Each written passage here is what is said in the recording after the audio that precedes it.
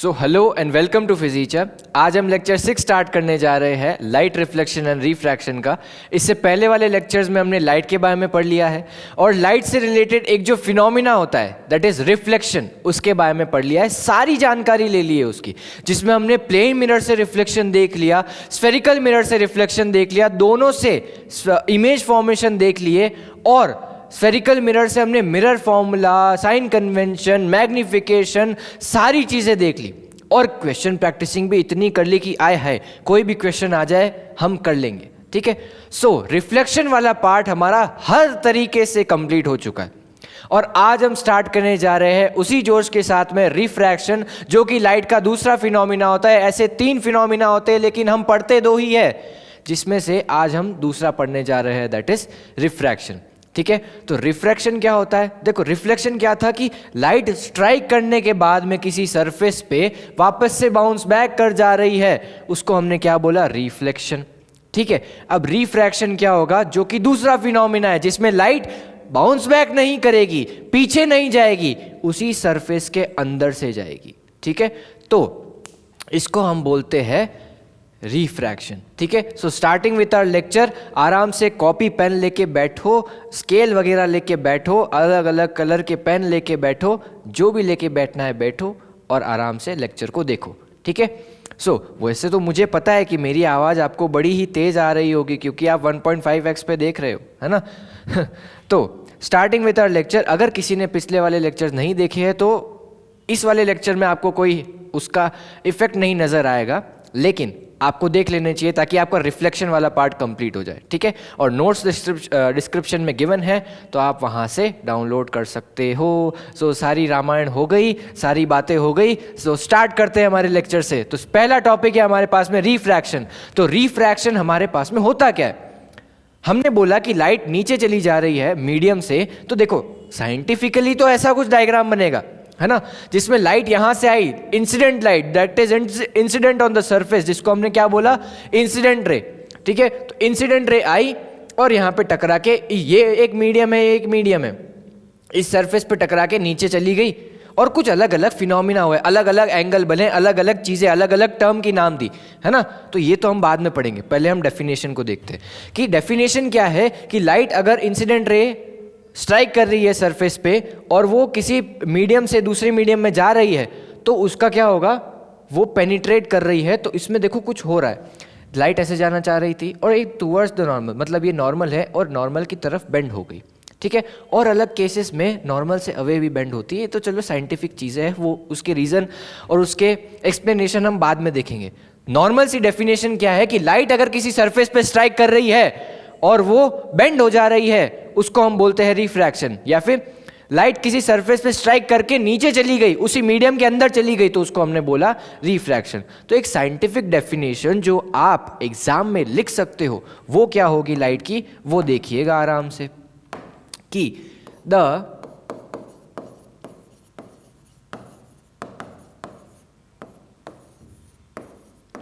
Bending of light when it strikes a medium or goes from one medium to another।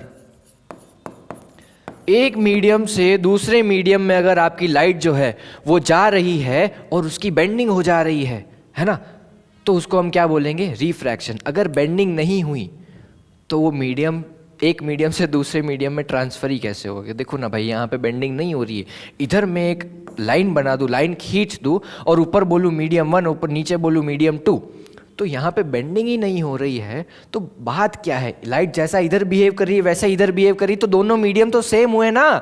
तो ऐसी बातें नहीं करनी चाहिए हमें, सड़क पे चलते हुए लोग हमें पागल बोल देंगे, इसलिए हम कुछ ऐसी चीज़ें लिख देते हैं।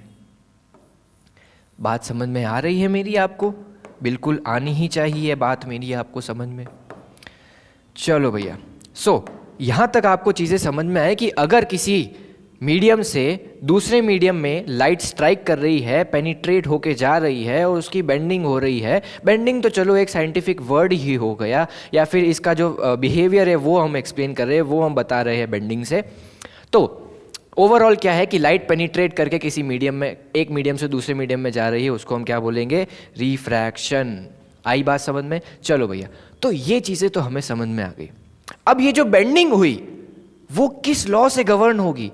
रिफ्लेक्शन में हमने देखा कि लॉज ऑफ रिफ्लेक्शन उस रिफ्लेक्टेड रे का पाथ गवर्न कर रहे थे, है कि नहीं? तो यहां पे क्या होगा कि आपका जो ये रिफ्रैक्टेड रे का पाथ है वो भी क्या करेंगे? कौन गवर्न करेंगे? रिफ्रैक्शन के लॉज। जैसे रिफ्लेक्शन के लॉज रिफ्लेक्शन के पाथ को, रिफ्लेक्टेड रे के पाथ को गवर्न कर रहे थे, यहाँ पे रिफ्रैक्शन के लॉज रिफ्रैक्टेड रे के पाथ को गवर्न करेंगे, है ना? आए हाय, बिल्कुल समझ में आ गया। तो दो लॉज क्या है? जैसे दो लॉज आपके पास में रिफ्लेक्शन में थे, वैसे कि वैसे दो लॉज आपके पास में रिफ्रैक्शन में भी है। थोड़े से अंतर है, पहला लॉ तो बिल्कुल सेम है। There are two laws of refraction. There are two laws of refraction. एक साथ में, एक सुर में लिखेंगे, मेरे साथ में लिखेंगे कि द इंसिडेंट रे, the refracted ray, the refracted ray and normal to the surface all lie in same plane। अब इसमें क्या है भैया? ये तो नॉर्मल है, ये जो चीज़ें हैं वो आपने देख रखी है। रिफ्लेक्शन में आपने देख रखा है कि the incident ray, the refracted ray and normal to the surface all lie in same plane. मतलब अगर यहाँ पे इंसिडेंट रे है, इस वाले प्लेन में इंसिडेंट रे आ रही है, नॉर्मल भी इसी वाले प्लेन में है, और आपके पास में रिफ्रैक्टेड रे नीचे जा रही, तो ये एक ही प्लेन में, रिफ्रैक्शन के बाद में वो अंदर नहीं जा रही है लाइट, या फिर रिफ्रैक्शन के बाद में अंदर नहीं जा, इधर नहीं आ रही है लाइट, है ना? तो ये क्या है? स्मूथ सरफेसेस से रिफ्रैक्शन है।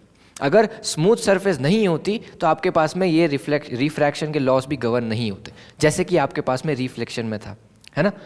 तो स्मूथ सरफेस में आपके पास में एक ही प्लेन में, अगर इस प्लेन में है इंसिडेंट रे नॉर्मल, तो रिफ्रैक्टेड रे भी इसी प्लेन में होगी। भले उधर चली जाए, इधर चली जाए, आगे चली जाए, पीछे चली जाए, इधर और इधर नहीं जाएगी। आई बात समझ में? तो प्लेन ही अलग हो गया ना, ठीक है? तो यहाँ तक मुझे बात समझ में आई कि पहला लॉ मुझे क्या कहता है। चलो प्लेन का पाथ, या फिर प्लेन, एसी प्लेन में पाथ गवर्न होगा। अब वो भले इधर हो, इधर हो, इधर हो, उससे मुझे कोई लेना देना नहीं है, लेना देना आएगा बाद में, जो कि होगा सेकेंड लॉ में। तो सेकेंड लॉ क्या होगा? अगर आपको ये थोड़ा सा फास्ट लग रहा है, या फिर आप मैं साथ साथ में नहीं लिख पा रहे हो, तो आप पॉज करके भी लिख सकते हो। ये बात मेरी ध्यान रखना। देखो मैं इधर हो गया, आप स्क्रीनशॉट ले सकते हो, ठीक है?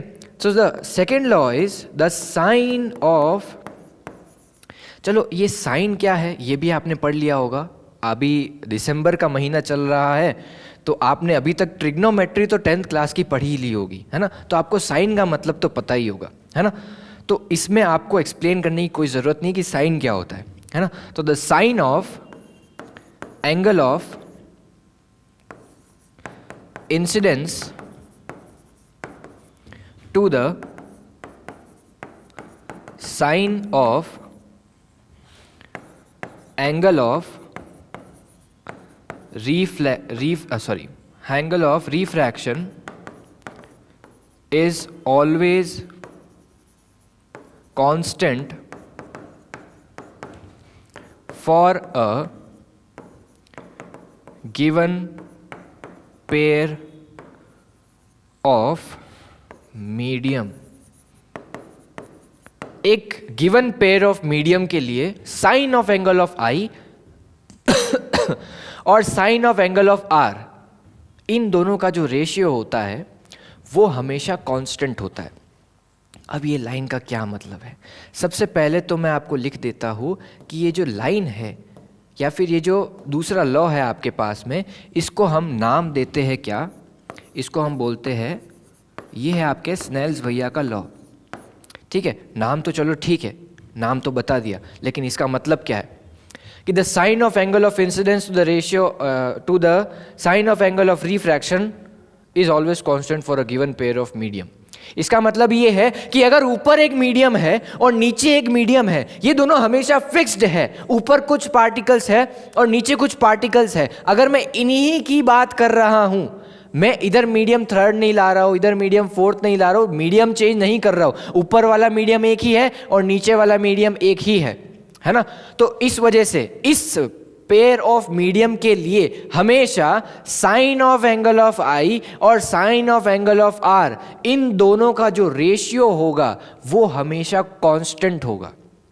ठीक है, अब ये साइन ऑफ एंगल ऑफ आई और sine of angle of R ये क्या है? चलो ये तो हमने समझ लिया कि मीडियम को कांस्टेंट रखना है, मीडियम को फिक्स रखना है, ऊपर नीचे भी नहीं करना है, फिक्स रखना है ना। तो इसका मतलब क्या है आपके पास में कि मान लो कि मैंने लाइट को कुछ इस तरीके से रखी, ठीक है, एंगल बना I1, ठीक है, फिर मैंने लाइट को कुछ इस एंगल पे रखा, एंगल बना I2, ठीक है, फिर मैंने लाइट को इस एंगल पे रखा, एंगल बना I3। ऐसे ऐसे में लाइट को वेरी करता गया, इंसिडेंट रे को वेरी करता गया, angle I, angle R, sorry angle I1 आया, एंगल I2 आया, एंगल I3 आया, ऐसे बहुत सारे एंगल्स आए मेरे पास में, ठीक है, किसके? एंगल ऑफ इंसिडेंस पे। और corresponding for that angle of incidence जैसे I1 लिया तो उसी के हिसाब से R1 आया, उसी के हिसाब से I2 के हिसाब से R2 आया, वैसे ही I3 के हिसाब से R3 आया, I4 के हिसाब से R4 आया, है ना। ऐसे चलते गए, ठीक है। तो ऐसे मेरे पास में पेयर बने, किसके? सॉरी तो गलती हो गई है भैया, I1 R1, I2 R2, I3 R3, ऐसे पेयर बनते गए मेरे पास में, है ना। तो फॉर अ पेयर, ठीक है, अलग अलग एंगल्स पे, and for a given set of medium constant है। इसमें क्या हुआ कि sine I1 upon sine R1 is equals to sine I2 upon sine R2 is equals to sine I3 upon sine R3 is equals to constant. भले कितने भी angle लो, for a given set of medium, इन सब चीजों की values हमेशा एक कांस्टेंट फिगर देगी। मान लो 1.5 है तो इन दोनों का रेशियो हमेशा 1.5 आएगा। अगर मैं एंगल आई को बढ़ा भी देता हूं तो एंगल आर ऐसे सेट हो जाएगा कि इसका जो रेशियो है हमेशा 1.5 के इक्वल आएगा। फॉर अ सिंपल एग्जांपल 1.5 लिया अगर हमने, है ना। तो आई बात समझ में आपको यहाँ तक? तो चलो, अब ये कांस्टेंट तो है, इसका भी बहुत अच्छा रोल है, आगे वो भी हम पढ़ेंगे, है ना। तो हमें स्नेल्स लॉ समझ में आया कि क्या होता है। तो रिफ्रैक्शन के पाथ को गवर्न कौन कर रहा है? रिफ्रैक्टेड रे के पाथ को गवर्न कौन कर रहा है? पहला लॉ और दूसरा लॉ। पहला लॉ तो इसको एक ही प्लेन में रख रहा है और दूसरा लॉ क्या डिसाइड कर रहा है? Angle of refraction. और एंगल ऑफ रिफ्रैक्शन से ही आपकी बेंडिंग भी गवर्न होती है ना। आई बात समझ में कि कि बेंडिंग कितनी होगी भैया? एंगल, अगर बेंडिंग ज़्यादा हो गई तो एंगल बढ़ जाएगा, बेंडिंग कम हो गई तो एंगल कम हो जाएगा। तो बेंडिंग भी गवर्न हो गई, तो रिफ्रैक्टेड रे का पाथ, ये दोनों चीज़ें, ये दोनों लॉस कवर कर रहे हैं या फिर गवर्न कर रहे हैं, ठीक है। तो हमें रिफ्रैक्शन के लॉस और रिफ्रैक्शन समझ में आया, ठीक है। अब ये क्या है, ये क्या बला है ना। तो अभी तक आपने रेयरर मीडियम और डेंसर मीडियम पढ़ लिए होंगे, है ना। अगर आपने पढ़ रखा है, थोड़ा बहुत याद आ रहा होगा, तो आपने रेयरर मीडियम और डेंसर मीडियम तो पढ़ लिए होंगे, है ना। तो मैं कहना क्या चाह रहा हूँ बेसिकली कि लाइट ये टुवर्ड्स द नॉर्मल बेंड हो रही है, अवे फ्रॉम द नॉर्मल भी बेंड हो सकती है, उसमें रेयरर और डेंसर मीडियम का फ़र्क होता है। वो भी मैं आपको आगे लिखवा दूंगा, सारी चीज़ें बताऊंगा, टेंशन नहीं लेना। केवल अभी हम ये फॉर एग्जाम्पल ये लेते हैं, ये रेयरर मीडियम, ये denser medium, and light travel when a light travel from rarer medium to denser medium the light bend towards the normal. ये तो चलो हमें पता है, ठीक है, या फिर नहीं भी पता है तो एक बार मान लो। तो इसमें केस ऐसा है, तो इसमें अगर इंसिडेंट रे ऐसे आई, नॉर्मल टू द सरफेस ऐसे बना, है ना, तो ये रहा आपका एंगल ऑफ इंसिडेंस। इधर से आप एंगल ऑफ इंसिडेंस को मेजर करते हो ये वाला नॉर्मल के साथ में, और रिफ्रैक्टेड रे, लाइट जाना ऐसे चाह रही थी, अगर मान लो कि ये डब्बा नहीं होता, ये मीडियम आपका नहीं होता, तो लाइट तो ऐसे ही जाती ना। तो इसका रोल बहुत है, क्योंकि ये मीडियम क्या कर रहा है, यहाँ पे सेट ऑफ पार्टिकल्स है, नीचे सेट ऑफ दूसरे पार्टिकल्स है, तो ये लाइट को क्या कर दे रहा है, बेंड कर दे रहा है। बेंडिंग भी क्यों होती है वो मैं सारी चीज़ें बताऊंगा आपको, है ना। तो यहाँ पे लाइट ऐसे जा रही है और ये टूवर्ड्स द नॉर्मल बेंड हो गई, तो ये रहा रिफ्रैक्टेड एंगल। नॉर्मल से रिफ्रैक्टेड है, ये रिफ्रैक्टेड रे है आपकी, है ना। तो रिफ्रैक्टेड रे नॉर्मल से जो एंगल बना रही है वो एंगल ऑफ रिफ्रैक्शन हो गया, ठीक है। और ये वाला एंगल इक्वल हो जाएगा क्योंकि जेड से, है ना, अल्टरनेट इंटीरियर एंगल से, ये तो आपने बचपन में पढ़ा होगा। तो ये आपका रिफ्रैक्टेड रे और वापस से इस वाले मीडियम से इस वाले मीडियम में जा रही है। देखो भैया, सिंपल सी बात है, ऊपर वाला मीडियम 1, नीचे वाला मीडियम 2 और उसके नीचे वाला मीडियम 1, है ना। तो आपके पास में ये वाला इंसिडेंट रे एंगल है ना, और ये बेंडिंग हो रही है एंगल आर पे, ठीक है। ये वाला भी एंगल आर है, और ये वाला एंगल कितना होगा फिर, इसको हम बोलते तो इमर्जेंस, एंगल ऑफ इमर्जेंस बोलते हैं। और ये जो रे निकल रही है वो इमर्जेंट रे, क्योंकि ये मीडियम से इमर्ज हो रही है ना, तो इसको हमने इमर्जेंट एंगल बोल दिया, ठीक है।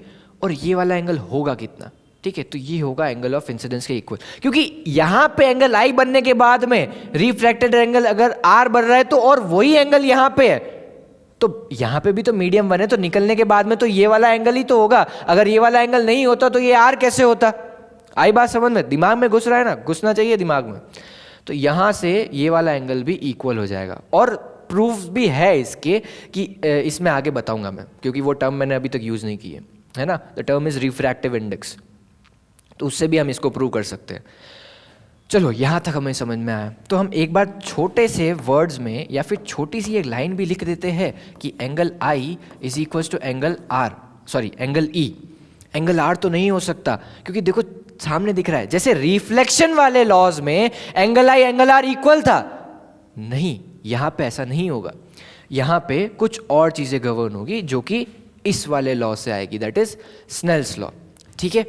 चलो यहाँ तक मुझे समझ में आया। अब भैया लाइट जाना कैसे चाह रही थी, ऐसे, और ये एंगल या फिर ये मीडियम आने के बाद में ये तो अपने पाथ से डिफ्लेक्ट हो गई, बिल्कुल हुई ना, यहां से यहां पे आ गई। भैया जाना ऐसे चाह रहे थे, कोई गेम खेलते ना, या फिर आपने कभी बचपन में ऐसे वो फ्री फायर या फिर ऐसे कुछ गेम आते थे वो खेले होंगे कि भाई जाना ऐसे चाह रहे थे, एकदम से कहीं पे शिफ्ट हो गए, कहीं पे और चले गए, है ना। वो शायद पिंग विंग का ऐसा कुछ चक्कर होता है, लेकिन समझ में आ रहा है ना मैं क्या कहना चाह रहा हूँ। जाना ऐसे चाह रहे थे, कभी और चले गए, कहीं और, एकदम से कहीं और आ गए। तो इस मीडियम के आने से क्या हुआ कि मीडियम के आने से ये जो शिफ्ट है वो इधर हो गया, ठीक है। तो इसको हम क्या बोलते हैं, लेटरल शिफ्ट या फिर लेटरल डिस्प्लेसमेंट, ठीक है। इसका रोल कुछ नहीं है, या फिर इसको हमें आगे पढ़ना नहीं है, बस ध्यान में रखना है कि इसको हम क्या बोलते हैं, लेटरल डिस्प्लेसमेंट बोलते हैं, ठीक है। चलो भैया, यहाँ तक मुझे बात एकदम क्लियर हो गई है कि रिफ्रैक्शन क्या होता है, रिफ्रैक्शन के लॉस क्या होते हैं, और रिफ्रैक्शन को गवर्न कौन से लॉस करते हैं, और कैसे कैसे लाइट के पाथ होते हैं, ठीक है। अब हम आगे बढ़ते हैं हमारे नेक्स्ट टॉपिक की तरफ, दैट इज रिफ्रैक्टिव इंडेक्स, जो कि हमारे रिफ्रैक्शन के सेकेंड लॉ से आता है। अब रिफ्रैक्टिव इंडेक्स क्या होगा वो देखना, ये सबसे इंपॉर्टेंट टॉपिक है इस लेक्चर का, इससे क्वेश्चंस काफ़ी आते हैं, ठीक है। रिफ्रैक्टिव इंडेक्स से बेंडिंग वगैरह, लॉज ऑफ रिफ्लेक्शन तो आप पढ़ लोगे या फिर हो जाएगा आपसे, है ना। लेकिन ये रिफ्रैक्टेड एंगल या फिर सॉरी रिफ्रैक्टिव इंडेक्स क्या होता है, सबसे पहले तो ये देखो कि ये एक ग्लास स्लैब है, इसको हम ग्लास स्लैब बोलते हैं। इधर ग्लास के पार्टिकल्स है और इधर क्या है आपके पास में एयर के पार्टिकल्स है, ठीक है। और अगर इधर मतलब देखो लाइट जो है वो क्या है, लाइट जो है वो एक आपके पास में फोटोन भी कंसिडर कर सकते हैं, वेव भी कंसिडर कर सकते हैं, या फिर पार्टिकल और वेव भी कंसिडर कर सकते हैं। तो यहां पे देखो भाई, यहां पे एयर के पार्टिकल्स है और यहां पे आपके पास में क्या है, ग्लास के पार्टिकल्स है, तो डेंसिटी है यहाँ पे, ठीक है, यहाँ पे डेंस पार्टिकल्स है और यहाँ पे क्या है, थोड़े से लाइट पार्टिकल्स है। मैं मास डेंसिटी की बात नहीं कर रहा हूँ, मैं क्या कर रहा हूँ, किसकी बात कर रहा हूँ, मैं ऑप्टिकल डेंसिटी की बात कर रहा हूँ। दोनों अलग अलग है, ठीक है। किसी किसी मतलब ऐसा समझ लो कि किसी किसी मीडियम में ऐसा होगा कि उसकी ऑप्टिकल डेंसिटी, मतलब ऐसे कंपेयर करना चाहे तो ऐसा ज़रूरी नहीं है कि मास डेंसिटी अगर जिसकी ज़्यादा हो उसकी ऑप्टिकल डेंसिटी भी ज़्यादा ही हो, है ना। तो बेसिकली हम इस बार यहाँ पे इस वाले चैप्टर में या फिर रिफ्रैक्शन पढ़ रहे थे, हम ऑप्टिकल डेंसिटी की बात कर रहे हैं। तो ये मीडियम जो है वो ऑप्टिकली डेंस है और ऊपर वाला मीडियम क्या है, ऑप्टिकली लेस डेंस है इधर से। तो क्या होगा कि लाइट यहाँ पे इंसिडेंट करी और इसके अंदर पेनिट्रेट करी, तो कुछ कुछ फिनोमिनाज जो हमने पहले देख लिए, है ना, और वो फिनोमिनाज किस बेसिस पे गवर्न होते हैं वो लॉज भी देख लिए। अब उसके बेसिस पे आपके पास में एक टर्म आती है that is refractive index.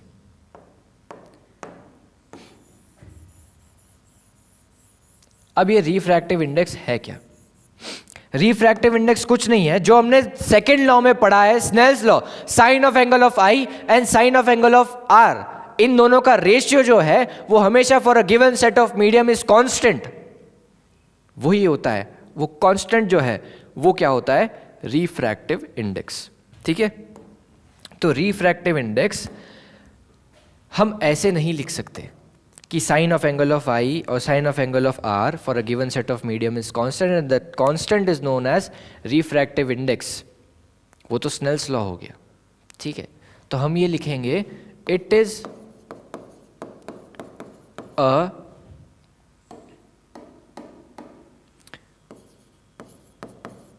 term which governs the amount of bending of light, ठीक है। यहां पे क्या होगा कि it is a term which governs the amount of bending of light. Refractive index ये बताएगा कि लाइट कितना बेंड होगी, क्योंकि इंसिडेंट एंगल तो आप दोगे, आपको पता रहेगा, रिफ्रैक्टेड एंगल आप उस कांस्टेंट, ये that is constant for a given set of medium, तो ये कांस्टेंट रहेगा, तो आप कांस्टेंट को इधर से, एंगल आई है आपके पास में तो एंगल आर तो निकाल ही सकते हो ना। तो इस वजह से it will govern the path of a refracted रे, या फिर it will govern the path after refraction, ठीक है। अब इसका मतलब क्या है, एक और चीज़ लिख सकते हैं हम, जो कि हमने पहले भी बोली थी अभी, लेकिन ये थोड़ा सा अच्छा डेफिनेशन है।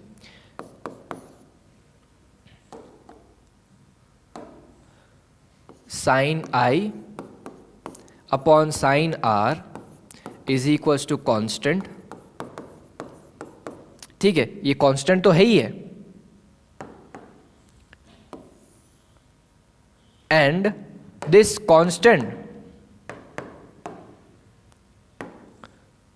constant is known as refractive index, ठीक है। अब ये जो कांस्टेंट है उसको हम रिफ्रैक्टिव इंडेक्स बोलते हैं, ठीक है। अब रिफ्रैक्टिव इंडेक्स को लिखते कैसे हैं, या तो हम इसको ऐसे नीटा से लिख दे, या फिर इसको कभी कभी म्यू से भी लिखते हैं, ठीक है। दोनों चीज़ें सही है, जो बुक जो ले ले उसको हम लिख देते हैं, लेकिन हम कभी कभी ज़्यादातर एन ऐसे नीटा लिख देते हैं, ठीक है। चलो यहाँ तक मुझे समझ में आया। अब अलग अलग टर्म्स है जो कि आपके पास में स्क्रीन पे दिख रही है आपको, एब्सोल्यूट रिफ्रैक्टिव इंडेक्स और रिलेटिव रिफ्रैक्टिव इंडेक्स। देखो भाई, एक सिंपल सा लॉजिक बताऊंगा, इनसे दोनों चीज़ें आपको क्लियर हो जाएगी, ठीक है। चलो भाई,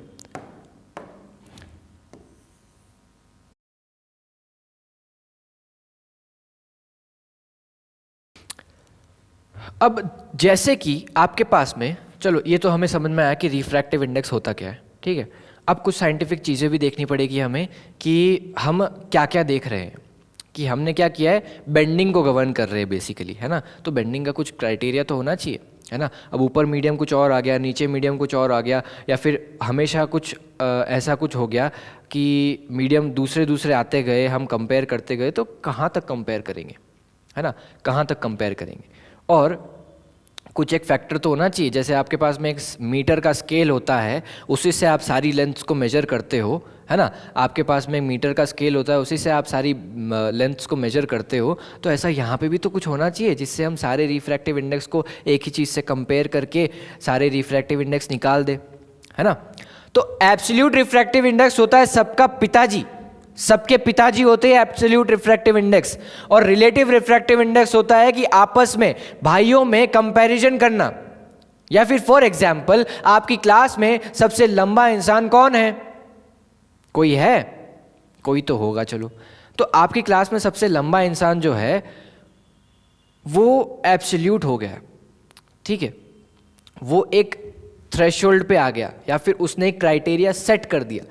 अब जितने भी इंसान हैं आपको अगर उनकी हाइट को कंपेयर करना है तो आप इसी से कंपेयर करोगे। तो ये क्या हो गया, एब्सोल्यूट। मतलब आप अगर आपकी हाइट इस इंसान से कंपेयर कर रहे हो तो वो क्या हो गया, एब्सोल्यूट हाइट का कंपैरिजन। और अगर आप आपस में ही हाइट को कंपेयर कर रहे हो तो वो क्या हो गया, रिलेटिव हाइट कंपैरिजन। तो इधर भी ऐसा ही है, अगर आपके पास में एक फिक्स क्राइटेरिया है जो कि मान लो कि एयर है या फिर वैक्यूम है, जहां पे कोई पार्टिकल प्रेजेंट नहीं है, वहां पे लाइट एक तरीके से बिहेव करी जिसकी स्पीड कितनी है 3 × 10⁸। और अगर अलग अलग मीडियम में हम चले जाते हैं तो लाइट की स्पीड वेरी कर जाती है अलग अलग मीडियम में, है ना। तो एक for a given set of medium for a vacuum light the speed of light is always constant, that is 3 × 10⁸ metre per second. अब इस वजह से आपके पास में एक क्राइटेरिया सेट हो गया कि आपके पास में वैक्यूम है जिससे आप सारे मीडियम्स को क्या करोगे, कंपेयर करोगे, ठीक है। तो आपने क्या किया कि इसको एक एब्सोल्यूट क्राइटेरिया मान लिया, ठीक है। तो आप बेंडिंग ऑफ लाइट भी इन्हीं क्राइटेरिया से एक बार गवर्न करोगे, and that will be known as absolute refractive index. And for that आपके पास में if you are comparing air with medium 1 and if you are comparing air with medium 2, या फिर इसका उल्टा कि आप if you are comparing medium 1 with air and if you are comparing medium 2 with air, तो ये आपके पास में क्या है, आप इधर क्या निकालोगे, एब्सोल्यूट रिफ्रैक्टिव इंडेक्स। और अगर आप आपस में ही कंपेयर कर रहे हो, आपस में ही रिफ्रैक्शन करवा रहे हो, तो आप क्या करोगे, रिलेटिव रिफ्रैक्टिव इंडेक्स निकालोगे, ठीक है। आई बात समझ में। तो ये डेफिनेशन होती है इसकी, या फिर इस तरीके से हम एब्सोल्यूट और रिलेटिव रिफ्रैक्टिव इंडेक्स को समझ सकते हैं, ठीक है। अब आपके पास में दो term I, absolute refractive index and relative refractive index. अब इनका मतलब क्या होता है वो भी हम देख लेते हैं। ये तो समझ में आया ना कि हम क्या करना चाह रहे हैं।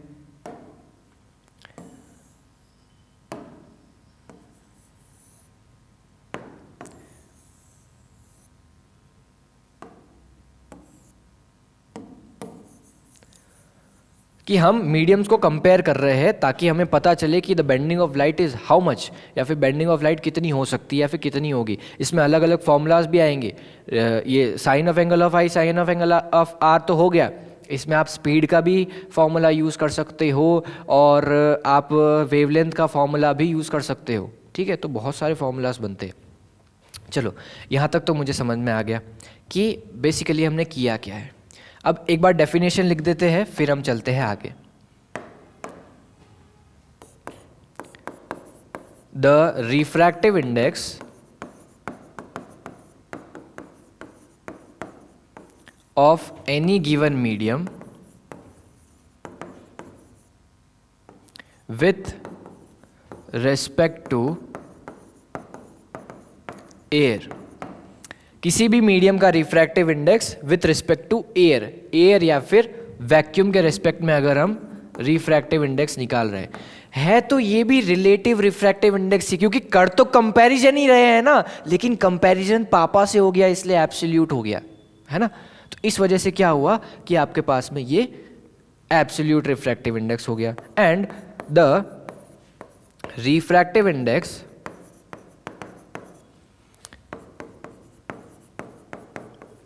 ऑफ एनी मीडियम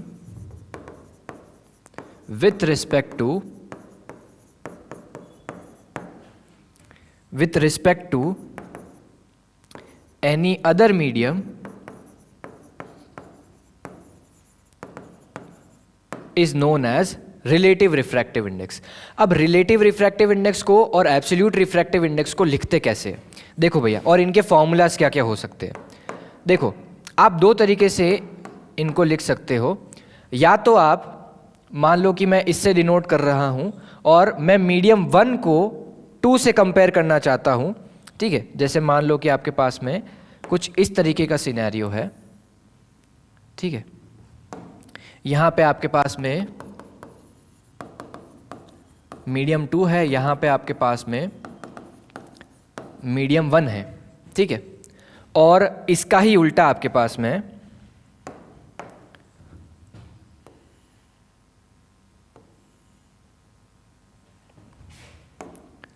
ऊपर आपके पास में एयर है और इधर भी आपके पास में एयर है या फिर वैक्यूम है, और नीचे आपके पास में मीडियम 1 है, ये आपके पास में मीडियम 2 है, ठीक है।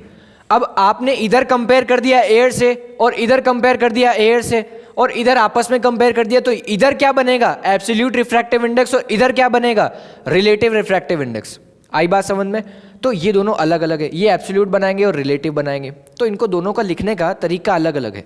अगर हम 2 को 1 के कंपेयर में लिख रहे हैं या फिर सेकंड का रिफ्रैक्टिव इंडेक्स निकाल रहे हैं फर्स्ट के कंपैरिजन में, ठीक है, तो वो रिलेटिव रिफ्रैक्टिव इंडेक्स तो हो गया, लेकिन उसको लिखेंगे कैसे? N/1, इसको हम क्या बोलेंगे? Refractive index of second with respect to 1। इसमें बहुत कंफ्यूजन होता है, मैंने बच्चों को बहुत कंफ्यूज होते हुए देखा है, लेकिन इसमें घबराने का कोई जरूरत नहीं है।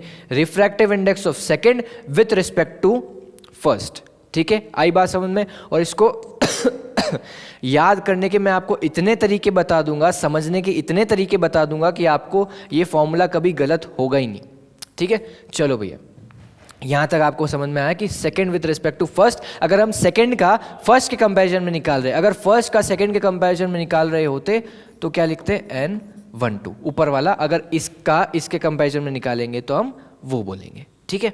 चलो, और इसको हम केवल एक सिंगल डिजिट में, मतलब एयर के कंपैरिजन में लिखते तो ए लिख सकते थे, लेकिन हम लिखते नहीं है क्योंकि पापा तो सबको, मतलब पापा को तो सब जानते हैं, इसलिए ये क्या हो गया? Refractive index, absolute refractive index, और ये N2, ठीक है।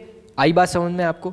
अब इसके अलग अलग फॉर्मूलाज भी होते हैं, फॉर्मूलाज भी मैं एक बार आपके लिए लिख देता हूँ, फिर हम इसके प्रूफ पे जाएंगे ताकि आपको और क्लियर हो जाएगा। तो N21 इज इक्वल टू क्या होगा? N2/N1, ठीक है। और N12 इज इक्वल टू क्या होगा? N1/N2। अब इसको फॉर्मूला को आपको याद करने की भी जरूरत नहीं है, ये सिंपल सा आपके पास में एक सीधा सीधा है। N1 पहले आया तो N1, ये एब्सोल्यूट रिफ्रैक्टिव इंडेक्स है। रिलेटिव रिफ्रैक्टिव इंडेक्स का फॉर्मूला एब्सोल्यूट रिफ्रैक्टिव इंडेक्स की टर्म्स में N2/N1, और ये क्या है? हमेशा आपको गिवन जो होगा वो आपको एब्सोल्यूट ही होगा। ऐसा मान लो कि क्वेश्चन में गिवन, देखो क्वेश्चन क्या क्या है आपके पास, मैं आपको बताता हूं। देखो क्या है? The refractive index of medium है। आपको ये नहीं बोलेगा कि the absolute refractive index of medium है, आपको बोलेगा कि the refractive index of medium है। तो ये आपको मानना है कि ये रिलेटिव रिफ्रैक्टिव इंडेक्स नहीं, एब्सोल्यूट है। अगर रिलेटिव है तो वो बोलेगा या फिर कंपेयर करेगा कि अगर refractive index of medium A with respect to medium B, तो वो क्या हो गया? Relative refractive index. अगर नहीं गिवन है तो क्या आप लोगे? Absolute refractive index. तो ये क्या है? Absolute refractive index. ये सारे वैक्यूम के कंपैरिजन में, ठीक है, क्योंकि एब्सोल्यूट है। बिल्कुल आई बात आपको समझ में? तो चलो, यहां तक मुझे समझ में आया कि एब्सोल्यूट रिफ्रैक्टिव इंडेक्स और रिलेटिव रिफ्रैक्टिव इंडेक्स को निकालते कैसे हैं, इनके फॉर्मूलाज कैसे बनते हैं और हम इनको पढ़ते कैसे हैं, ठीक है। आई बात समझ में? टाइम कितना हो गया? 35 मिनट्स। चलो और पढ़ते। ये चीजें हमें बिल्कुल क्लियर हो गई, बिल्कुल बिना कंपैरिजन के, बिना किसी कंफ्यूजन के, ठीक है। चलो भैया, अब हम आगे बढ़ते हैं। अब हम थोड़े से अगले, थोड़े से साइंटिफिक, थोड़े से फॉर्मूला वाले पार्ट पे जाते हैं, ठीक है, जो कि आपको क्वेश्चंस में बहुत हेल्प करेगा। तो ये है आपके पास में, नहीं ये नहीं, ये तो चलो अलग अलग रिफ्रैक्टिव इंडेक्स है। देखो इसमें आपने एक चीज़ ऑब्जर्व करी होगी या फिर आप ऑब्जर्व कर सकते हो कि ये वैल्यू जो है वो अप्रॉक्सीमेटली 1 ही है। मतलब वैक्यूम दे देता तो 1 हो जाता, एयर के थोड़े बहुत पार्टिकल्स आ जाते तो इस वजह से थोड़ा बहुत वैल्यूज भी आ गया। और ये है ना 1 से है ना ज़्यादा है, ये सारी वैल्यूज़ क्या है 1 से जो है वो ज़्यादा है। ठीक है, तो 1 से अगर ज़्यादा है आपके पास में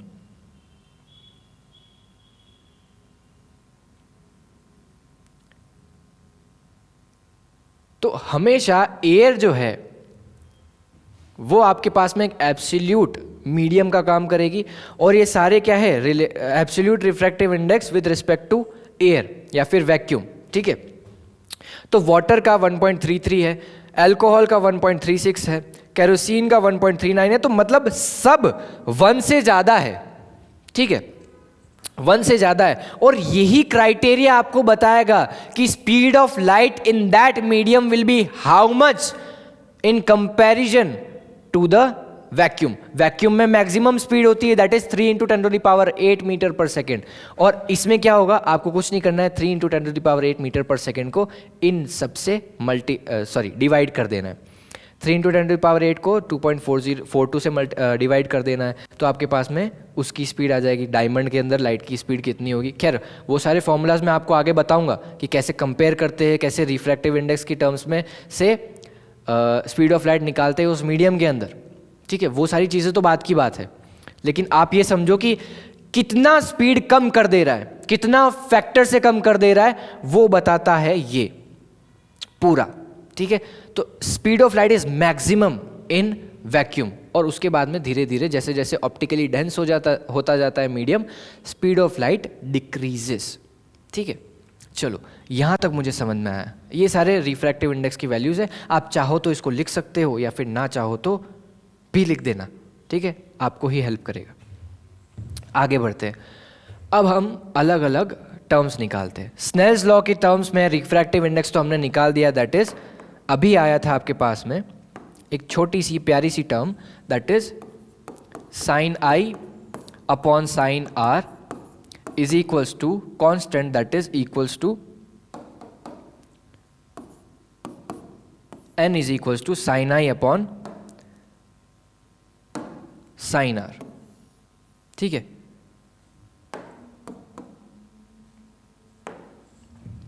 ये रहा आपके पास में आई और ये रहा आपके पास में, इधर मैंने म्यू लिख दिया है तो भी कोई बात नहीं है ना, और इसको हम अलग तरीके से भी लिख सकते हैं,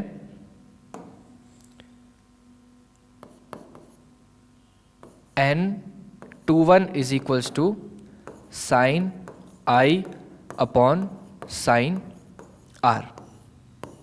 ठीक है, आई बात समझ में। अब मान लो कि ये जो बेंडिंग है वो किस तरीके से हो रही है, या फिर ये जो लाइट की बेंडिंग है वो किस तरीके से गवर्न हो रही है। अब शायद मेरे हिसाब से ये हीट होना स्टार्ट हो गया है, तो थोड़ा देर इसको ठंडा होने देते हैं, फिर हम वापस से स्टार्ट करते हैं, है ना। ओके, सो यहाँ तक हमें समझ में आया कि रिफ्रैक्शन का पाथ कौन गवर्न कर रहा है, रिफ्रैक्टिव इंडेक्स और लॉज ऑफ रिफ्रैक्शन। ठीक है, अब हम देखते हैं कि ये जो बेंडिंग है ये टुवर्ड्स द नॉर्मल और अवे फ्रॉम द नॉर्मल किस तरीके से हो सकती है। देखो, सबसे पहले तो आप मेरे साथ में एक सुर में, एक ही लाइन में एक चीज लिखोगे कि ऑप्टिकली रेयरर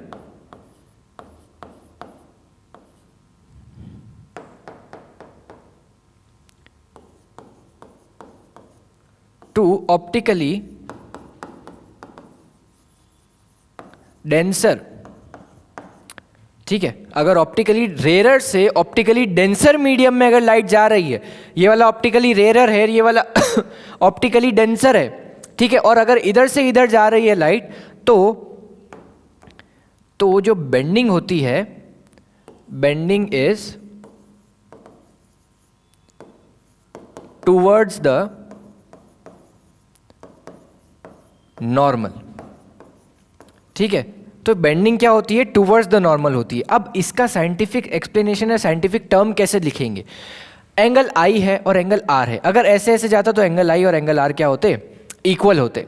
लेकिन टूवर्ड्स द नॉर्मल बेंडिंग हो गई तो एंगल आई इतना है और एंगल आर छोटा हो गया एंगल आई से, तो एंगल आई क्या होगा, will be less than angle are, sorry angle r will be less than angle i. तो इसमें हम लिखेंगे angle I will be greater than angle r. यहां तक आई बात समझ में। चलो भाई, अब ऐसा ही सेम टू सेम अगर हम कॉपी करना चाहे तो क्या हो सकता है क्या, बिल्कुल हो सकता है। और अगर हम इधर पेस्ट कर दे तो क्या हो सकता है क्या, बिल्कुल हो सकता है।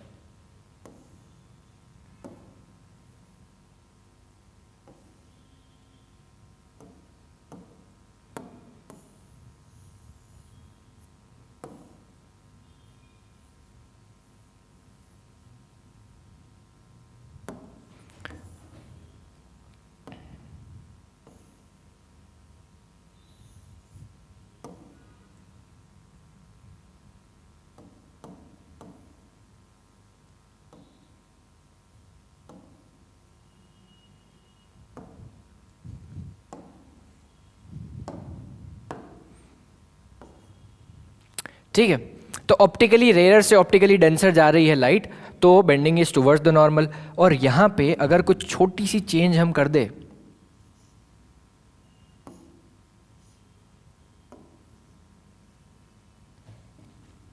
ऑप्टिकली डेंसर से ऑप्टिकली रेयरर अगर लाइट जा रही है तो बेंडिंग किधर होगी, bending is away from the normal. और इसमें हम क्या लिखेंगे कि बेंडिंग अगर अवे हो गई, ये जा रही है लाइट और अवे, तो एंगल आर तो एंगल आई से बड़ा हो गया, तो angle I will be less than angle R. ठीक है, यहां तक आई बात समझ में। तो ये एक चीज साइंटिफिक डेफिनेशन या फिर साइंटिफिक टर्म भी हम लिख सकते हैं, बोल सकते हैं। ठीक है, अब ये कैसे होगा वो मैं आपको थोड़ी देर में बताता हूं।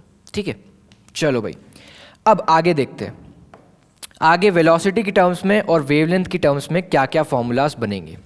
ठीक है, तो क्या क्या फॉर्मूलाज बनेंगे उसके लिए हम देखते हैं पिछला वाला टॉपिक, दैट इज हमारा रिफ्रैक्टिव इंडेक्स का पिछला वाला टॉपिक जिसमें हमने फॉर्मूलाज लिखे।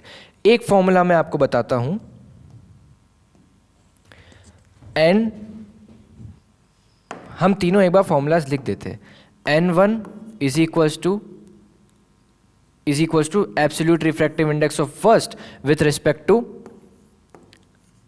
एयर, और N2 is equals to refractive index of absolute refractive index of second with respect to air, N2 upon N1, और N12 is equals to N1 upon N2। ठीक है, यहां तक आई बात समझ में। अब रिफ्रैक्टिव इंडेक्स जो है, फॉर्मूला देखो, फॉर्मूला बना रहा हूं मैं वेलोसिटी की टर्म्स में। अब रिफ्रैक्टिव इंडेक्स जो है वो सारे अलग मीडियम का अदर देन एयर किससे बड़ा आ रहा है, 1 से हमेशा बड़ा है। देखो ये 1 क्यों है, ये भी 1 क्यों है, देखो अब सबको हम किससे कंपेयर कर रहे हैं, पापा से कंपेयर कर रहे हैं। पापा के कंपैरिजन में तो उतने ही रहेंगे ना, तो इस वजह से पापा के कंपैरिजन में उतने ही है। ठीक है, अब देखो भैया, अलग अलग मीडियम का रिलेटिव रिफ्रैक्टिव इंडेक्स अलग अलग मीडियम के रेस्पेक्ट में अलग अलग आ सकता है। अब मेरे पास में कम पैसे, मेरे से ज़्यादा किसी के पास में पैसे, तो वो मुझसे अमीर हो गया। ठीक है, तो लेकिन ऐसा तो नहीं है ना कि वो सबसे ज़्यादा अमीर है, उससे भी बहुत अमीर होंगे, उससे वो जिससे ज़्यादा अमीर है उससे भी बहुत ज़्यादा और अमीर होंगे, और उससे भी ज़्यादा बहुत अमीर होंगे। ऐसे कंपैरिजन कर सकते हैं। ठीक है, आई बात समझ में। लेकिन एब्सोल्यूट अमीर कौन है, अंबानी जी, उनसे ज़्यादा कोई अमीर नहीं है। ठीक है, तो वो एक एब्सोल्यूट क्राइटेरिया। लेकिन उनके कंपैरिजन में क्या है, उनके कंपैरिजन में हम अगर उन्हीं को कंपेयर करेंगे तो वो तो सेम ही हो गया, इस वजह से यहाँ पे 1 आता है। ठीक है, तो इसलिए हम एयर का रिफ्रैक्टिव इंडेक्स 1 लेते हैं, बाकी सबका रिफ्रैक्टिव इंडेक्स 1 से ज़्यादा है। ठीक है, तो ये एब्सोल्यूट रिफ्रैक्टिव इंडेक्स है। अब अगर 1 से ज़्यादा है, ठीक है, और ऊपर आपके पास में, या फिर ऐसा समझ लो कि आपके पास में 2 फॉर्मूलाज बन सकते हैं वेलोसिटी की टर्म्स में। Velocity of light in medium air या फिर एयर के अंदर क्या होती है, जिसको हम डिनोट करते हैं c से, और मान लो मीडियम फर्स्ट में वेलोसिटी हो गई v1 और इधर आपके पास में c और इधर वेलोसिटी हो गई v2। ठीक है, अब इसको हम दो तरीके से सेट कर सकते हैं, c/v1 या फिर c/v2। ठीक है, c कितना है, सॉरी v1/c, दो तरीके से सेट कर सकते हैं। अब c कितना है, 3 × 10⁸ मीटर पर सेकेंड। c कितना है, 3 × 10⁸ मीटर पर सेकेंड, और हर एक वेलोसिटी 3 × 10⁸ मीटर पर सेकेंड से कम ही होगी, ज़्यादा तो हो नहीं सकती, ज़्यादा हो गया तो सत्यानाश हो जाएगा, है ना। तो कम ही होगी, ज़्यादा नहीं हो सकती, क्योंकि 3 × 10⁸ metre per second is the maximum speed. ठीक है, तो ये 3 × 10⁸ है, और v1 हमेशा इससे तो छोटा ही होगा। ठीक है, तो अगर हम 3 × 10⁸ मीटर पर सेकेंड से एक छोटे को डिवाइड करें या फिर एक छोटे को 3 × 10⁸ मीटर पर सेकेंड से डिवाइड करें, तो क्या आपके पास में 1 से बड़ी वैल्यू आएगी? किस में आएगी? पहली बात तो 3 × 10⁸ मीटर पर सेकेंड अपॉन छोटी वैल्यू, या फिर छोटी value upon 3 × 10⁸ metre per second. Obvious ही बात है, 3 × 10⁸ मीटर पर सेकेंड ऊपर आएगा। तो इस वजह से हमने हमारा दिमाग लगा के एक फॉर्मूला जनरेट कर दिया कि फॉर्मूला तो है, वो क्या बनेगा, c/v1, c/v1। ऐसे ही आपके पास में यहां पे फॉर्मूला क्या बनेगा, c/v2। ठीक है, अब आपके पास में इसके फॉर्मूलाज निकालते हैं। इसके फॉर्मूलाज बहुत ही सिंपल तरीके से निकल जाएंगे।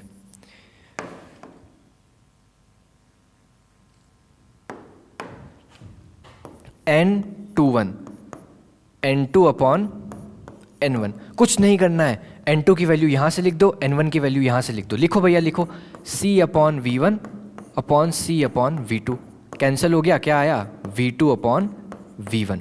ठीक है, तो n21 क्या आया, v2/v1। ठीक है, आई बात समझ में, बिल्कुल समझ में आ गई। सॉरी, ये v2 आएगा ना, यहाँ पे v2, यहाँ पे v1, तो ये v1/v2 नहीं होगा, सॉरी v2/v1 नहीं होगा, v1/v2 होगा, v1/v2। ऐसे ही आपके पास में n12 कितना आ जाएगा, v2/v1। ठीक है, तो ये आपके पास में फॉर्मूला दिमाग लगा के सॉल्व हुए, आपको याद नहीं करने पड़े। मैं आपको बिल्कुल नहीं बोलूंगा कि कभी भी कोई भी फॉर्मूला याद करना, आपको साइंटिफिकली सोचना है कि ये फॉर्मूला आया कहाँ से, इसका रीज़न क्या है फॉर्मूला को आने का, हमेशा दिमाग में। मैं पुश या जैसे कभी भी कोई ऐसे ढंग की जगह पे जाते तो वहाँ पे एक गेट होता है कांच का जिसमें पुश या फिर पुल लिखा होता है, तो मैं ऐसे नहीं देखता, मेरे को याद नहीं है बिल्कुल भी कि पुश को क्या बोलते हैं, पुश क्या होता है या फिर पुल क्या होता है। ठीक है, मैं हमेशा ये सोचता हूँ कि पुश में हम पुश कर रहे हैं और पुल में हम पुल कर रहे हैं, मैं दिमाग में ही सोच लेता हूँ, तो उस हिसाब से मैं कर लेता हूँ जो भी करना है ना। तो मुझे याद कुछ भी नहीं है, मैं केवल साइंटिफिकली आपको बता रहा हूँ कि आप फॉर्मूलाज कहाँ से जनरेट करोगे। दिमाग में सोचो कि इसकी वैल्यू कहाँ से आ सकती है, कैसे इसका साइंटिफिक एक्सप्लेनेशन हम दे सकते हैं, तो फॉर्मूला तो करेक्ट ही होगा अगर हमने साइंटिफिक एक्सप्लेनेशन दे दिया तो। आई बात समझ में? चलो भैया, तो ये आपके पास में एक क्राइटेरिया हुआ किसका, कंपैरिजन करने का वेलोसिटीज की टर्म में रिफ्रैक्टिव इंडेक्स को। ठीक है, मैं आपको बेंडिंग भी समझाऊंगा थोड़ी देर में। अब वेलोसिटी की टर्म्स में आ गया। अब हम निकालते हैं किसकी टर्म्स में, वेवलेंथ की टर्म्स में। वेवलेंथ की टर्म में एक सिंपल सा फॉर्मूला है भैया, v = f लैम्बडा। तो हम फ्रीक्वेंसी तो सेम रहेगी, तो फ्रीक्वेंसी सेम रहेगी तो n1 क्या होगा, c में क्या होगा, f लैम्बडा, मतलब लैम्बडा तो आपके पास में इधर c हो जाएगा, speed of light in vacuum है तो, और यहाँ पे आपके पास में क्या होगा, v = f लैम्बडा में f λ1 क्या हो जाएगा, λc/λ1। ठीक है, तो ये आपके पास में इतना पूछेगा नहीं, आपको रिलेटिव रिफ्रैक्टिव इंडेक्स का पूछेगा, तो n21 = क्या हो जाएगा, f λ1/f, λ2 f से f कैंसिल, λ1/λ2। और इधर क्या होगा, N12 इज इक्वल टू क्या हो जाएगा, λ2 अपॉन λ1। ठीक है, ये आपके पास में फॉर्मूलाज बन जाएंगे। थोड़ा सा ये हौच पौच हो गया है, लेकिन आप समझ पा रहे हो ना मैं क्या बताना चाह रहा हूँ। यहाँ पे मैं थोड़ा सा अच्छे तरीके से लिख देता हूँ एक बार, है ना, ताकि आपको दिक्कत ना आए। बिल्कुल भी आपको दिक्कत आ जाएगी तो हमें दिक्कत आ जाएगी।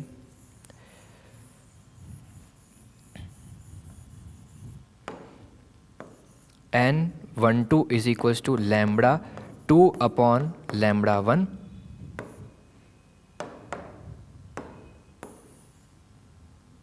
and N21 is equals to λ1 upon λ2।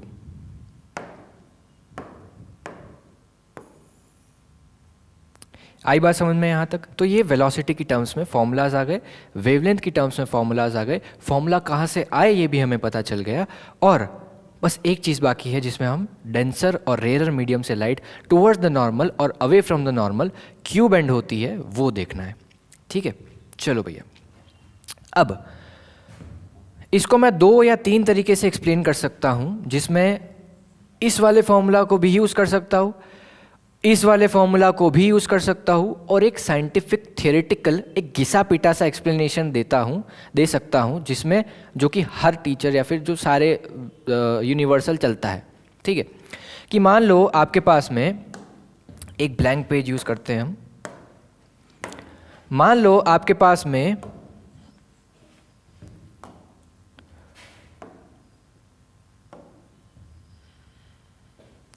एक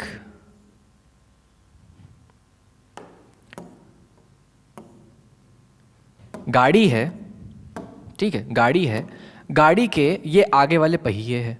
ठीक है, गाड़ी के ये आगे वाले क्या है, पहिए हैं। ठीक है, अब यहाँ पे मैं क्या कर रहा हूँ, मैं एक क्राइटेरिया सेट कर रहा हूँ। ये एक बढ़िया सी रोड है ना, ये एक बढ़िया सी रोड है, और ये थोड़ी सी ऊबड़ खाबड़ है। मतलब ऊबड़ खाबड़ मतलब क्या होता है भैया, कि इसमें बहुत सारे गड्ढे हैं, मतलब कीचड़ टाइप समझ लो। ये हाईवे वाली रोड है, और ये आपके पास में क्या है, बहुत ही घिसी पिटी सी रोड है। तो आप ऐसे आ रहे हो, फॉर एग्जाम्पल आप क्या कर रहे हो, आप ऐसे आ रहे हो, तो धीरे धीरे जैसे जैसे आप आए, ये आप आए, ये आप आए, ये आप आए, ये आ गए आप, आपका पहला टायर कौन सा टकराया, ये वाला टकराया। और जैसे जैसे टकराया, हाईवे पे बढ़िया सी स्पीड थी, यहाँ पे टकराने के बाद में इसकी स्पीड क्या हो गई, स्लो होगी ना भैया, बिल्कुल स्लो हो जाएगी। क्यों? क्योंकि ये रोड तो खंडा है ना, और ये वाला टायर अभी भी हाईवे पे, इस वाले टायर की स्पीड तो उतनी ही रहेगी। तो ये वाला टायर की स्पीड उतनी है, इसकी स्पीड कम है, तो ये क्या होगा, इधर से ये जल्दी आ जाएगा, ये धीरे धीरे आएगा, तो ये क्या होगा, इधर से बेंड होना स्टार्ट हो जाएगा। तो ये धीरे धीरे ऐसे ऐसे करके बेंड होना स्टार्ट हो जाएगा। एक सेकेंड रुको, इसमें जो दूसरा फीचर है वो भी हम यूज़ करके देखते हैं। ठीक है,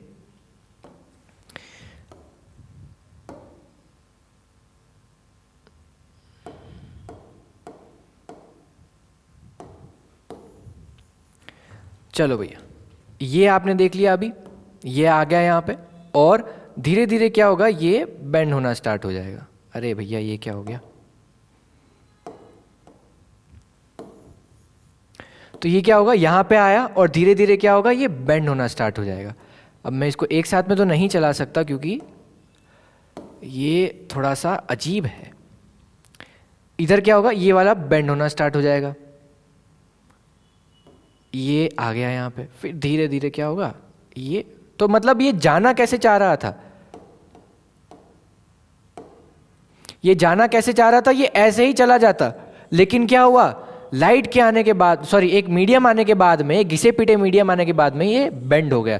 तो ऑप्टिकली रेयर से ऑप्टिकली डेंसर मीडियम में जाने में light towards the normal bend हो जाएगी। अगर वही चीज़, वही सिनेरियो आपके पास में यहाँ पे होता, तो क्या होता कि आपके पास में ये वाला टायर पहले टकराया, इधर आया हाईवे पे, तो इसकी स्पीड क्या हो गई, इसकी स्पीड बढ़ गई, तो ये उधर की तरफ बेंड हो जाएगा। इसकी स्पीड तो उतनी ही रही ना, तो इधर की तरफ बेंड हो जाएगा। तो ये जाना कैसे चाह रहा था, ऐसे इधर जाना चाह रहा था, नॉर्मल ये रहा, और ये away from the normal bend हो जाएगा। आई बात समझ में? तो ये सारे एक्सप्लेनेशन हो सकते हैं किसी भी चीज़ को, या फिर ऑप्टिकली रेयरर से ऑप्टिकली डेंसर मीडियम अगर लाइट जा रही है तो हम उसको देख सकते हैं कि कैसे जाएगी। ठीक है, और बाकी का आपके पास में अगर साइंटिफिक एक्सप्लेनेशन हम मांगे तो हम वो मांगना नहीं चाह रहे हैं, क्योंकि मतलब भी नहीं है। क्योंकि क्या कैसे कैसे देख सकते हो कि देखो मैं बता देता हूँ basically, sine of angle of I, sine of angle of R, n2 n1, n2 1, n2 upon n1, या फिर एब्सोल्यूट रिफ्रैक्टिव इंडेक्स देखो साइन आई अपॉन साइन आर। अगर फर्स्ट वाले का देखूँ मैं तो आई मुझे पता है, ठीक है, आई मुझे पता है, और n1 हमेशा 1 से तो बड़ा ही होगा, क्योंकि ये एब्सोल्यूट रिफ्रैक्टिव इंडेक्स है, 1 से तो बड़ा ही होगा। 1 से बड़ा होगा तो मान लो इसकी वैल्यू हो गई कितनी, मान लो इसकी वैल्यू कितनी हो गई 2, फॉर एग्जाम्पल 2 हो गई, या फिर मैं नीचे लिख देता हूँ इसको, 2 हो गई sine of angle of I upon sine of angle of R. ठीक है, 2 हो गई तो साइन आई मुझे पता है, साइन आर मुझे निकालना है, या फिर एंगल ऑफ आर निकालना है, बेंडिंग देख रहा हूं मैं। इधर क्या होगा, साइन आई मान लो 60 डिग्रीज पे मैंने लाइट को स्ट्राइक कराया, या फिर 30 डिग्रीज पे, तो साइन 30 डिग्री की वैल्यू कितनी होती है, 1/2 होती है, बिल्कुल। और इधर कितना है, 1/4 हो गया क्या, एक सेकेंड, ये इधर आ जाएगा, और साइन ऑफ एंगल ऑफ आई तो इधर 1/2 एक और आ गया, 1/4। चलो ये वाला एग्जाम्पल नहीं लेते हम, थोड़ा सा एंगल को डिफरेंट कर देते हैं।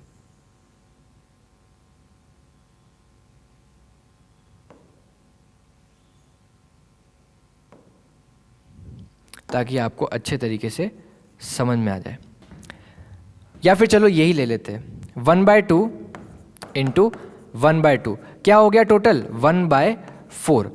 अब देखो sine of R is equals to कितना आया, 1/4, ठीक है, 1/4। अब देखो जैसे जैसे आप वैल्यूज़ को, इन एंगल की वैल्यूज़ को इंक्रीज करते हो, साइन की जो वैल्यू है, साइन की थीटा की वैल्यू जो है वो इंक्रीज होती जाती है। जैसे जैसे थीटा की वैल्यू इंक्रीज करी 0 से लेके 90 डिग्री पे आपके पास में वैल्यू जो है वो डिक्रीज होती है, ठीक है। अब साइन 30 की वैल्यू कितनी है, 1/2। अब इधर कितना आ रहा है, 1/4, तो ये 1/2 से तो छोटा ही हुआ, तो 30 डिग्री से क्या हो जाएगा, एंगल कम हो जाएगा। आई बात बिल्कुल समझ में? तो इधर क्या हो रहा है, रेयर मीडियम से डेंसर मीडियम में लाइट जा रही है तो टुवर्ड्स द नॉर्मल बेंडिंग हो रही है। अब अगर यही उल्टा होता, ठीक है, ये जो चीज़ है, वैसे तो absolute refractive index can never be less then 1, अगर रिलेटिव रिफ्रैक्टिव इंडेक्स की भी मैं बात कर रहा हूँ, तो अगर यहाँ पे मान लो 1/2 हो गया, ठीक है, 1/2 हो गया, तो ये 1/2 इधर आ गया, ये कितना हो गया, 2 अपॉन 2 दैट इज 1, तो आर की वैल्यू कितनी आई, 90 डिग्री, ठीक है। साइन ऑफ एंगल ऑफ आई 1 कब होता है, 90 डिग्रीज पे होता है, तो आर कितना हो गया, 1 से बढ़ गया, 30 डिग्री से आई से बढ़ गया, 90 डिग्रीज हो गया, है ना, आई बात समझ में? तो इस वजह से क्या हुआ कि आपके पास में bending away from the normal हो गई। तो इधर से भी हम समझ सकते हैं, ठीक है। और दूसरा आप यहाँ से समझ सकते हो जिसमें स्पीड का कंपैरिजन है, जिसमें एग्जाम्पल हम यही लेंगे वापस से, ठीक है। आई बात समझ में यहाँ तक? अब आपके पास में कुछ टिप्स है, कुछ इजी से फॉर्मूलाज या फिर कुछ इजी सी टर्म्स है जिसमें हम लिखते हैं, जो आपको याद रहनी चाहिए, जो आपको याद रखनी है, जिसमें आपके पास में थोड़ा सा इजी रहेगा फॉर्मूलाज में, क्वेश्चन सॉल्व करने में, इन सारी चीज़ों में, ठीक है। तो एक बार हम इसको वापस से कॉपी कर लेते हैं,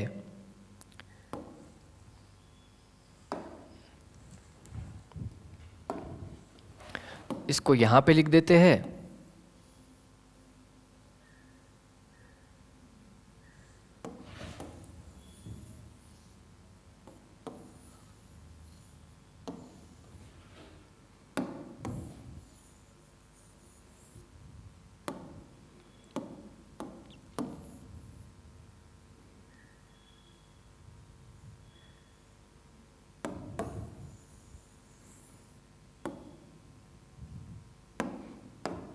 चलो भैया यहाँ पे हम पॉइंट लगा देते हैं, नोट लगा देते हैं, जो भी लगाना हो लगा देते हैं और थोड़ा सा हमारा दिमाग का यूज़ करके हम लिखते हैं।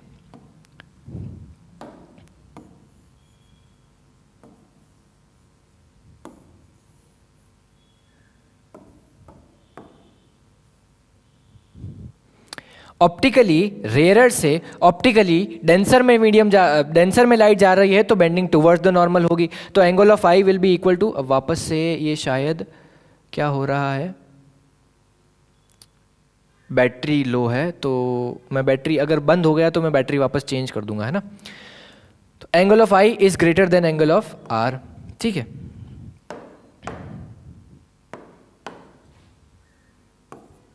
यहां तक मुझे समझ में आया।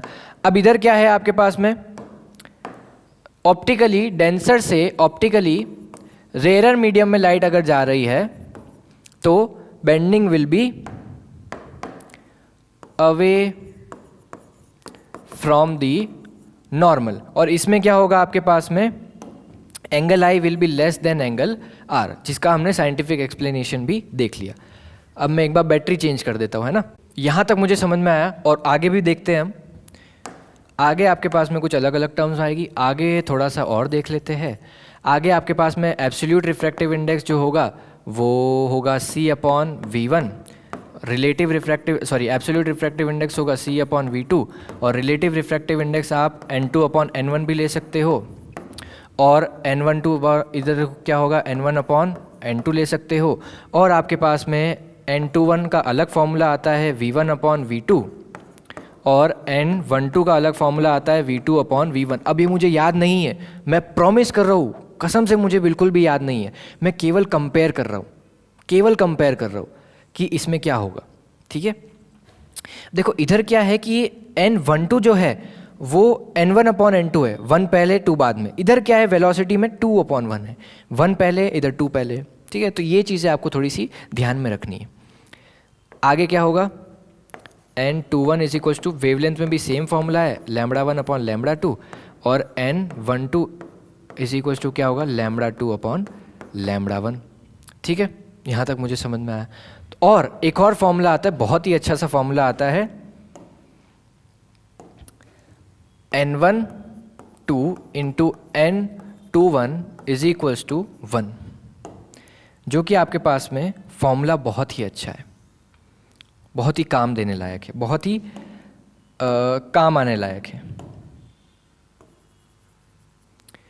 कैसे आया ये, N12 कितना है N1/N2, N21 कितना है N2/N1, मल्टीप्लाई कर दो ना, 2 से 2 कैंसिल, 1 से 1 कैंसिल, बिल्कुल 1 आ गया, ठीक है। तो इसमें इतना दिमाग लगाने की भी कोई ज़रूरत नहीं थी, ठीक है।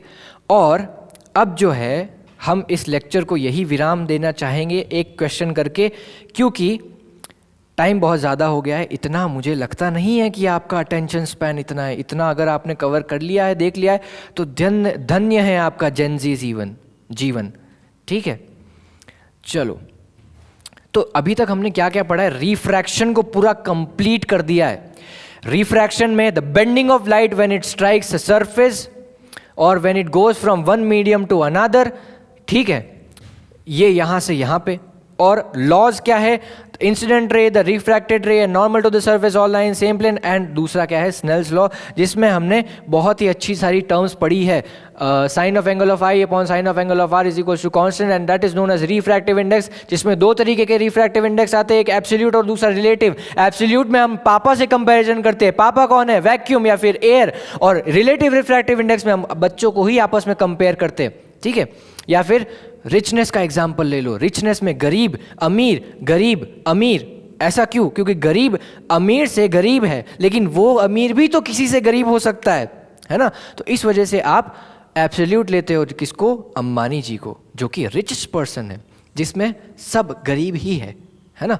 और आपके पास में ये फॉर्मूलाज आ गए, इसमें आपके पास में refractive index, in that is the absolute refractive index, and will be always greater than 1 if we have another medium other than air या फिर वैक्यूम, ठीक है। चलो भैया, आगे आपके पास में बड़ा सा टर्म है स्नेल्स लॉ के टर्म्स में, रिफ्रैक्टिव इंडेक्स का फॉर्मूला, वेलोसिटी की टर्म्स में रिफ्रैक्टिव इंडेक्स का फॉर्मूला, और वेवलेंथ की टर्म्स में रिफ्रैक्टिव इंडेक्स का फॉर्मूला। ये आपके पास में काम का नहीं है, तो इसको हम मिटा देते हैं।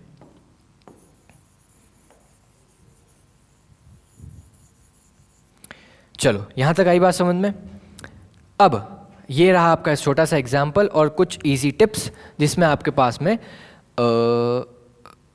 रिफ्रैक्टिव इंडेक्स पढ़ा हमने, या फिर रिफ्रैक्टिव इंडेक्स के कुछ कुछ अच्छे अच्छे फॉर्मूलाज देखे। अब लेक्चर तो हमारा हो चुका है, एक क्वेश्चन कर लेते हैं फिर हम रैप अप करते हैं लेक्चर को। पहला क्या है, refractive index of glass is 1.5। What is the meaning of this statement? Statement का मीनिंग ये है कि refractive index is equal to c upon V1, या फिर ग्लास का c upon VG, velocity of glass, या फिर वेलोसिटी ऑफ लाइट, या फिर speed of light in glass. ठीक है, तो ये आपके पास में कुछ ऐसा फॉर्मूला है। Ng क्या है 1.5, और C तो हमें पता है, और VG कितना आएगा C अपॉन 1.5, मतलब कि the speed of light in glass is 1.5 times less than speed of light in vacuum. ठीक है, तो ये आपके पास में इस स्टेटमेंट का मीनिंग था। ये क्या है, the absolute refractive index of glass and water is 3/2 and 4/3 absolute refractive index. If speed of light in glass is 3 × 10⁸ meter per second, the speed of light in water is, water के अंदर speed of light क्या होगी? अब पहली चीज़ तो ये कि इन्होंने बहुत ही अच्छा काम किया है कि मतलब ही क्या है इतना सब देने का, रिफ्रैक्टिव इंडेक्स ऑफ ग्लास दिया ही क्यों है इन्होंने। पहली चीज़ तो फॉर्मूला लिखो, Ng is equal to C upon VG, और ग्लास का है ना, और NW वाटर का C अपॉन VW। ठीक है, आई बात समझ में। NW कितना है, NW कितना है 4/3, C कितना है 3 × 10⁸ मीटर पर सेकेंड, VW वही तो निकालना है, बिल्कुल 3 × 10⁸ मीटर पर सेकेंड अपॉन इधर क्या है 4 × 3।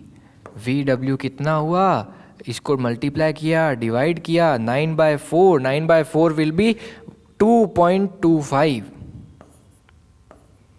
या फिर 2.25, हाँ जी 2.25 × 10⁸ मीटर पर सेकेंड। तो कौन सा आंसर टिक करेंगे आप, इसलिए मैं बोल रहा था ना ये चीज़ वैल्यू जो है 3/2 फालतू में दी है, 2.25 × 10⁸ मीटर पर सेकेंड। ठीक है, आगे बढ़ते हैं। आगे आपके पास में है the refractive index of medium A is 1.5 and that of medium B is 1.3। If speed of light in air is 3 × 10⁸ metre per second, what is the speed of light in medium A with respect to A and B respectively.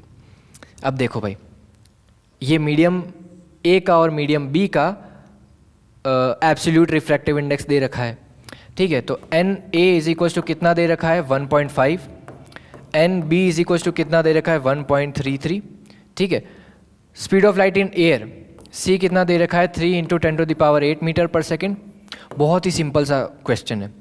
Speed of light in respective medium कितना होगा, NA is equal to C upon VA और NB is equal to C upon VB। बिल्कुल clear. चलो NA is equal to C, या फिर लिख देते हैं अब, है ना, NA 1.5 is equal to 3 × 10⁸ metre per second. VA कितना हुआ 2 × 10⁸ मीटर पर सेकेंड, डिवाइड कर दिया ना, बिल्कुल 1.33 is equal to 3 × 10⁸ metre per second upon VB कितना हुआ,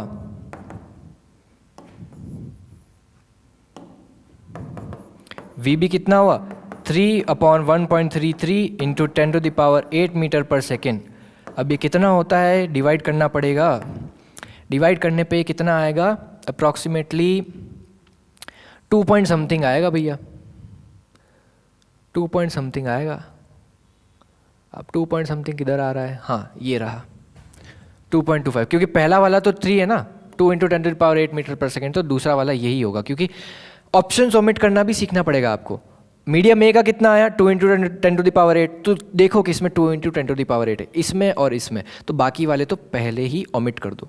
ठीक है, अब देखो कि इसमें कितना आएगा, इसमें कितना आएगा, देखो 2 से तो ज़्यादा ही आएगा, या फिर 3 से 2 और 3 के बीच में 2 से मल्टीप्लाई करो 2.66 और उधर 3 से मल्टीप्लाई करो 3.99, है ना, तो 2.2 और 3 के बीच में आएगा, है ना, तो इस वजह से क्या होगा, ये वाला आंसर होगा।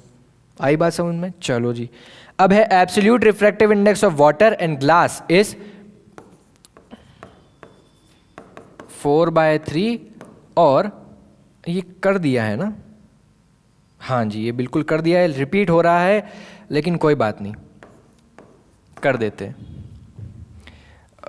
3/2,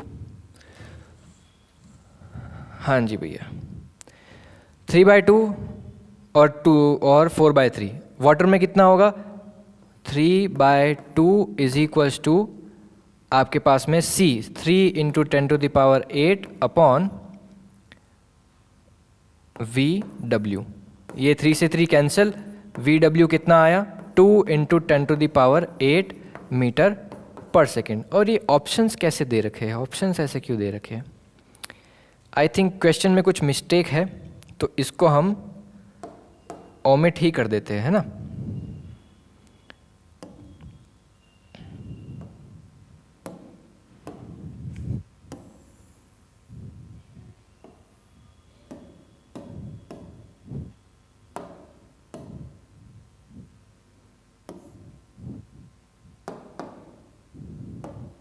इसको हम ओमिट ही कर देते हैं ताकि हमें कोई दिक्कत ना आए।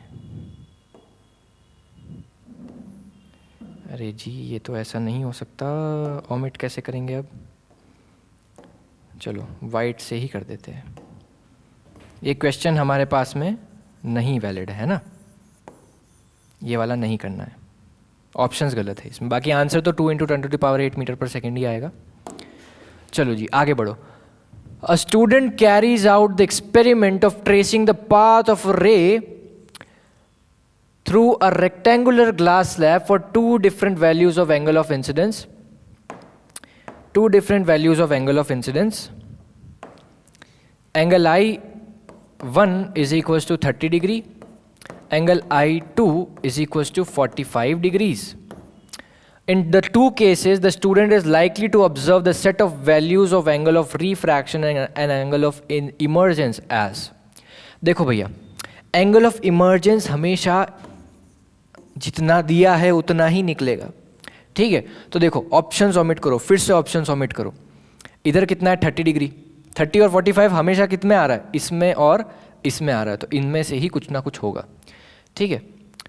Tracing the path through a rectangular glass slab. अब ग्लास स्लैब आपके पास में ग्लास की जो रिफ्रैक्टिव इंडेक्स है वो पिछले वाले क्वेश्चन में गिवन है, कितना आया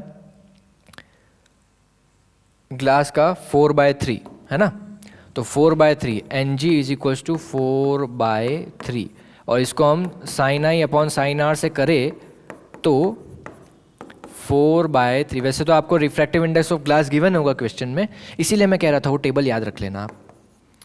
ये क्या हुआ, sine of angle of I sine 30 1/2 और 1 upon sine are is equals to 4/3। Sine of R is equals to कितना होगा 3/8। अब इसमें तो आपके पास में कोई साइंटिफिक वैल्यू या फिर वैल्यू आपको पता नहीं है, तो इसमें आपको देखना पड़ेगा, कंपेयर करना पड़ेगा, ठीक है। इसमें भी देखो 30 डिग्री है एंगल आई और आपके पास में इंसिडेंस एंगल 30 डिग्री है, और इधर देखो इस वाले ऑप्शन में देखो एंगल आर कितना गिवन है 30 डिग्रीज। क्या ये हो सकता है, क्या ये पॉसिबल है? नहीं पॉसिबल है, तो ये वाला नहीं हो सकता क्योंकि एंगल आर एंगल आई के इक्वल हो ही नहीं सकता। और इधर भी देखो 45 ये भी नहीं हो सकता, तो ये डायरेक्टली आपका सॉल्व हो गया बिना क्वेश्चन को सॉल्व किए, ठीक है, तो ये वाला ही होगा। आगे देखो भैया, the values of absolute refractive indices of kerosene and water are 1.44 and 1.33 respectively. Compare the two media on the basis of their optical density, mass density, relative speed of propagation of light. चलो ये तो बहुत ही simple सा है, इसमें अब numerical वगैरह कुछ है नहीं, तो कुछ वो करने की ज़रूरत नहीं है। इसमें बोल दोगे कि water is less optically denser then kerosene because kerosene का रिफ्रैक्टिव इंडेक्स 1.44 है ना, और रिलेटिव स्पीड भी हम निकाल सकते हैं जिसमें आपके पास में एन के की वैल्यू क्या आएगी सी अपॉन वी के, और N W is equal to क्या आएगा C upon V W, N K W क्या आएगा एन के अपॉन एन डब्ल्यू। ठीक है, वाटर की आप यहाँ से निकाल दोगे वेलोसिटी, और केरोसिन की आप यहाँ से निकाल दोगे, और अगर आपको कंपेयर करना है तो आप यहाँ से कंपेयर कर दोगे, इधर डिवाइड करके 1.44 upon 1.33 is equals to N V W upon V K. तो ये आपके पास में कंपैरिजन हो जाएगा डिवाइड कर दोगे तो। ठीक है, in the diagram shown below, below है ये तो अबव नहीं है, N1, N2 and N3 are refractive indexes of medium 1, 2 and 3 respectively, which one of the following is true in this case. देखो भैया, लाइट ऐसे जा रही है टूवर्ड्स द नॉर्मल बेंड हो गई, लाइट ऐसे जाना चाह रही है टूवर्ड्स द नॉर्मल बेंड हो गई, ऑप्टिकली रेयरर, डेंसर, मोर डेंसर। ठीक है, तो रिफ्रैक्टिव इंडेक्स इसका कुछ है, इससे ज़्यादा इसका होगा और इससे ज़्यादा इसका होगा, मैक्सिमम इसका होगा। ठीक है, तो कौन सा बोल रहा है भैया, N2 is greater then N3 नहीं, N1 is greater then N2 नहीं, N1 is equal to N2 नहीं, ये वाला ऑप्शन सही होगा। ठीक है, चलो भैया अगला देखते हैं। अगला आपके पास में टाइम कितना हुआ है, आई थिंक टाइम होने वाला है, तो चलो ये वाले हम बाद में देखेंगे, ये भी सिंपल से उसी बेसिस पे उसी कॉन्सेप्ट पे फॉर्मूलाज है ना। तो स्टार्ट करते, सॉरी स्टार्ट तो नहीं, एंड हो गया है हमारा लेक्चर। सो हमने आज पढ़ा वो भी हम देख लेते हैं। हमने आज refractive index, refraction, laws of refraction, सारी चीज़ें पढ़ ली है, क्वेश्चन प्रैक्टिसिंग कर लिए, अलग अलग फॉर्मूलाज देख लिए, कॉन्सेप्ट वाइज देख लिया, फॉर्मूला को याद कैसे रखना है देख लिया, सारी चीज़ें देख ली, मंत्रोच्चारण भी हो गया, सारी चीज़ें हो गई। चलो भैया हम अब अगले लेक्चर में मिलेंगे, और तब तक के लिए आप क्वेश्चन प्रैक्टिसिंग करते रहो और रिफ्रैक्शन को, रिफ्लेक्शन को अच्छे से पढ़ो और एग्ज़ाम में अच्छे नंबर लेके आओ। अगले वाले लेक्चर में हम स्टार्ट करेंगे इमेज फॉर्मेशन और आपके स्फेरिकल लेंसेस। ठीक है, सो तब तक के लिए पढ़ाई करते रहो, और ये जो सोशल मीडिया है इन सब से थोड़ा सा हमारे दिमाग को दूर रखो, मतलब अपने दिमाग को दूर रखो, ताकि आपको चीज़ें याद रह पाए और आप एग्ज़ाम में अच्छे नंबर ला सको, हमारे अपने मम्मी पापा को खुश कर सको। ओके, सो अगले लेक्चर में मिलते हैं, तब तक के लिए जय श्री कृष्ण।